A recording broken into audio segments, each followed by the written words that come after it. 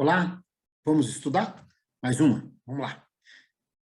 Pessoal, então essa aqui é interessante, essa prova, porque eu não achei muita coisa da área de saneamento, tá? Mas tem algumas coisas lá que é legal para a gente ir treinando, tem muita coisa de legislação, tá? Foi para nível superior, engenheiro civil, um mês eu não vi, não consegui achar, né? Na Câmara Municipal de Marabá, né? Mas vamos lá, vamos estudar. A primeira pergunta, né? Vamos lá. A poluição térmica é um dos problemas ambientais que apresentam impactos extremamente nocivos ao meio ambiente. Uma poluição silenciosa e invisível, que afeta o meio aquático ou atmosférico, aumentando ou diminuindo as suas temperaturas. O despejo de água quente no meio ambiente aquático tem como consequência a contaminação do ambiente aquático devido ao aumento da tensão superficial na água, B, a introdução de dióxido de carbono, CO2 na cadeia alimentar aquática, C, o aumento da proliferação de seres aeróbios no local afetado, D, a diminuição de oxigênio dissolvido na água, E, a introdução de nitrogênio no meio aquático. Aqui, essa é uma pergunta que a gente pode deduzir, né? Só lembrando um detalhinho aqui, que é a questão de gás. Se você está colocando temperatura, aumentando a temperatura de um local, nesse caso o meio ambiente, o corpo receptor, né? Você não está alterando a tensão superficial, que seria essa aqui, a primeira. A tensão superficial não tem nada a ver com isso, tá? A gente vai, provavelmente, se aparecer isso em alguma outra coisa, a gente vai falar um pouco mais sobre tensão superficial, mas não é, tá? A temperatura, você está aumentando a temperatura. Introdução de dióxido de carbono, não. Eu não estou introduzindo nada lá dentro. Na cadeia alimentar, né? Aqui piorou, na cadeia alimentar, não tem nada a ver. Proliferação de seres aeróbios no local afetado. Não depende, se a temperatura for elevada, não muito elevada, sim, você pode até melhorar a temperatura e fazer um aumento da proliferação.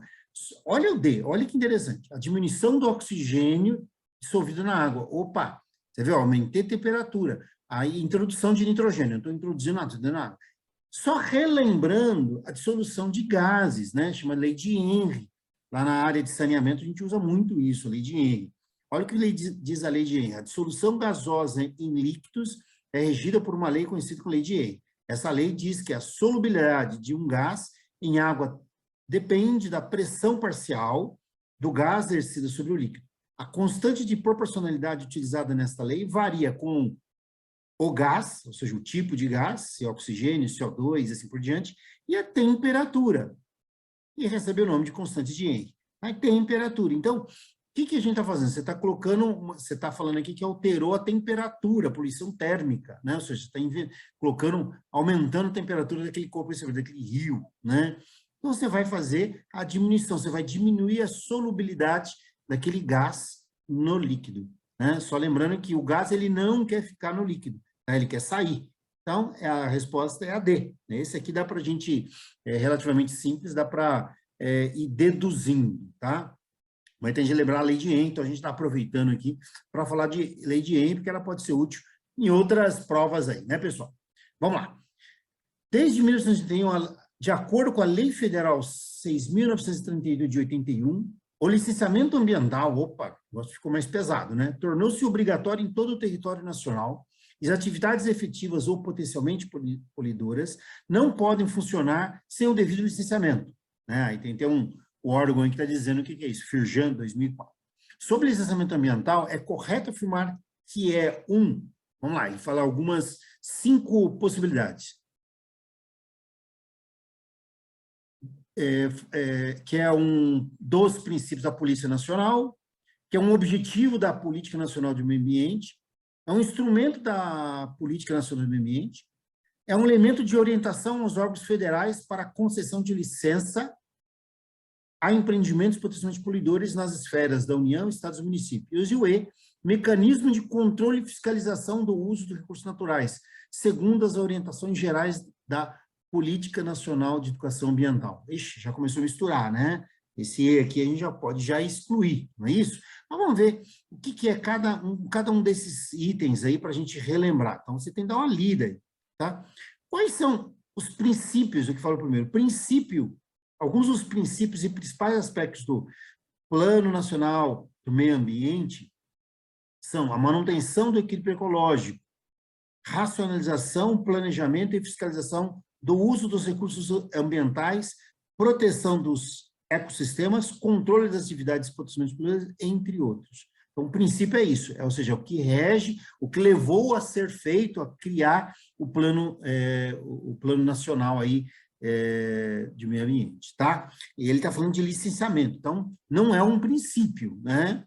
Não é um princípio. Aí ele fala, o B é objetivo da polícia, qual o objetivo? A lei número 6.038, Política Nacional. Objetivos são preservação, melhoria, recuperação da qualidade ambiental. A lei busca assegurar à população condições propícias para o seu desenvolvimento social econômico. Tá? Então, a gente está falando de um licenciamento. Licenciar, então, tem a ver com objetivo? Não, o objetivo é isso aqui.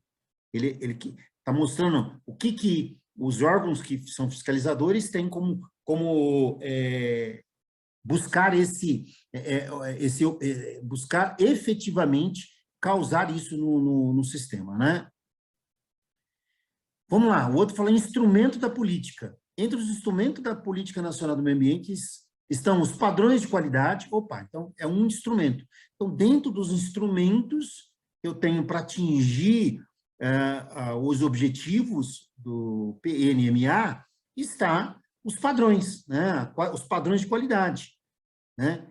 Que envolve a gestão dos competentes do meio ambiente, que são a qualidade do ar, da água e dos padrões de ruído. Opa, legal. Então, um dos instrumentos da política são esses padrões. E como eu faço para atingir os objetivos que foi elencado aí, que está aqui abaixo, nesse retângulo aqui, né? Um deles é ver quais são os padrões, e esses padrões têm de estar regulamentado dentro do licenciamento. Então, a resposta é a resposta C, né? Mas vamos dar uma olhada aqui. Elemento de orientação. Não, a licença ambiental não tem a ver com o elemento de orientação. É uma obrigação que está até dizendo aqui, né? É obrigatório. Então, não tem a ver de orientação. Orientação não é nada obrigatório. E é um mecanismo de controle e fiscalização. A fiscalização é feita por outros meios, né? Ou seja, os fiscais do meio ambiente, a polícia, as polícias, né, podem fazer a fiscalização. Então, o licenciamento também não é um mecanismo de controle e fiscalização, né?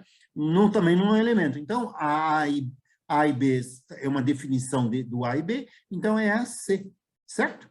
Bom, então aqui tem que dar uma lidinha, deu para eliminar 2, né, a D e a E praticamente, e aí ficaria na dúvida no A, B e C, mas aí tem que dar uma lidinha no que é essa lei. Então, quando você vai fazer a prova, tem muita lei para ser lida, né?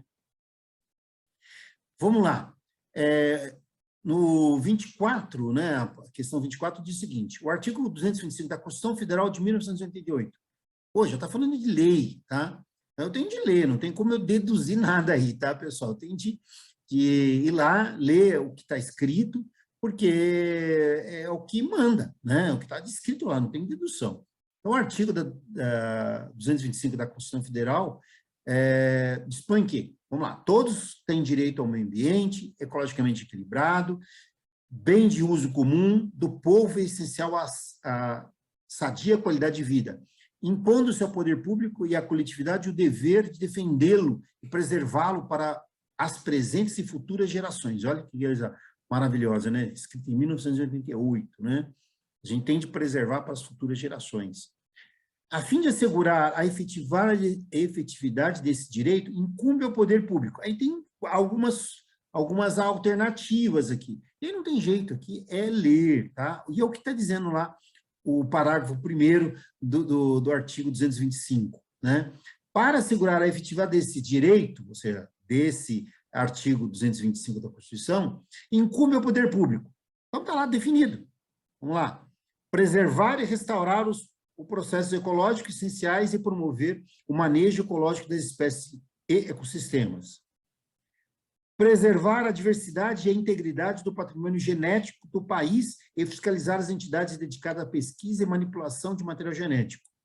3. Definir em todas as unidades da federação espaços territoriais e de seus componentes a serem especialmente protegidos, sendo a alteração e supressão permitida somente através de lei, vedada qualquer utilização que comprometa a integridade dos atributos que justifiquem sua proteção. 4. Exigir, na forma da lei, para instalação de obra ou atividade potencialmente causadora de significativa degradação do meio ambiente, estudo prévio de impacto ambiental, a que se dará publicidade. Opa, olha que legal, isso aqui é muito importante para a gente, né? Esse parágrafo 4º aqui. 5º, controlar a produção, a comercialização e o emprego de atividades, métodos e substâncias que comportem risco para a vida, a qualidade de vida e ao meio ambiente. E, por último, promover a educação ambiental em todos os níveis de ensaio e a conscientização pública para a proteção do meio ambiente. Ah, tem mais um, né?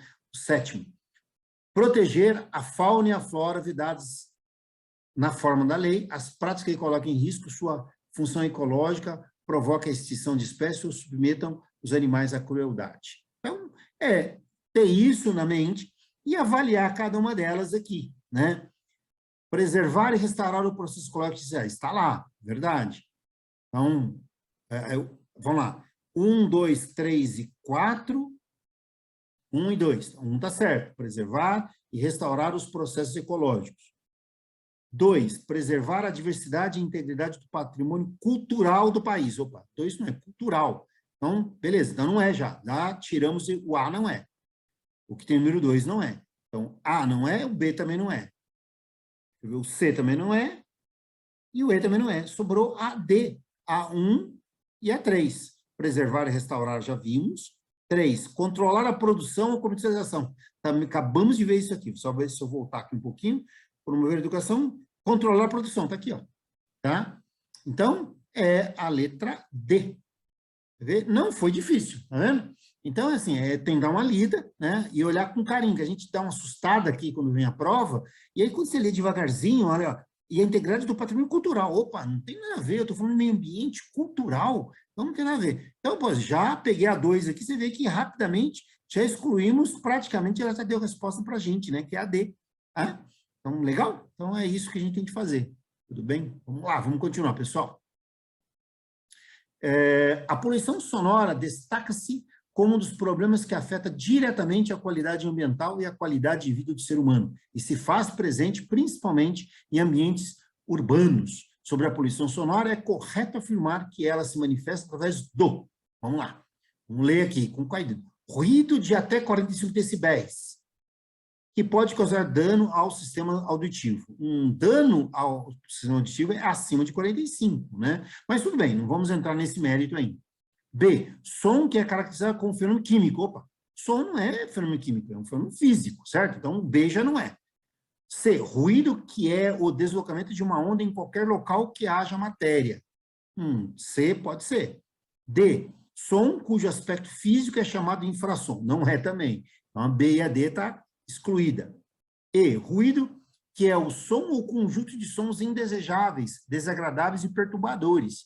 Ou seja, ele está falando aqui, olha, a poluição sonora destaca-se como um dos problemas que afeta diretamente a qualidade ambiental e a qualidade de vida do ser humano, que se vai presente principalmente em ambientes sonoros.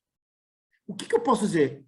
Olha, é um ruído que ele não está falando nada, ele não está falando em número, tá? Aqui está falando de sistema digestivo, sistema auditivo, né, do ser humano. E aqui está falando do meio ambiente. Então, não tem nada a ver, tá? E detalhe, não é o ser humano só. Então, não é. Então, A não é. Fenômeno químico não é. Ruído que é deslocamento de uma onda em qualquer local que haja matéria. Pode ser o C, né? É um deslocamento, né? Som cujo aspecto físico também não é. Então, poderia ser e E. Ruído que é um som ou conjunto de sons indesejáveis. Som ou conjunto de sons indesejáveis, desagradáveis e perturbadores. Isso aqui tem muito mais a ver. Problemas que afetam diretamente a qualidade ambiental e qualidade de vida. Então, a resposta para nós é aí. Tudo bem? Aqui deu para ir por exclusão, né? Um pouco de avaliação aí deles, tá bom? Então, aí, pessoal, é isso que nós temos para hoje. Vemos você na próxima. Tudo bem? Muito obrigado. Dr. Sena se despede aqui. Um abraço a todos.